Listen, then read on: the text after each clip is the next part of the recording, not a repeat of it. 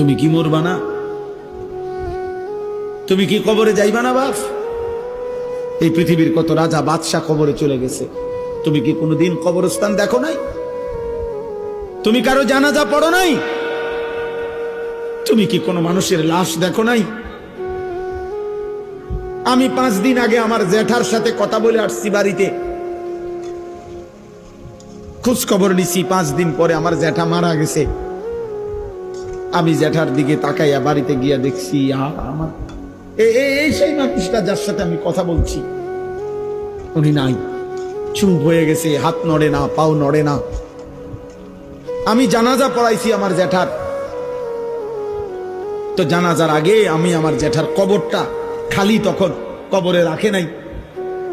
আমি কবরের দিকে তাকাইয়া অনেকক্ষণ 8-10 মিনিট হইব, আমার বাবার কবরের পাশে আমার জ্যাঠার কবর,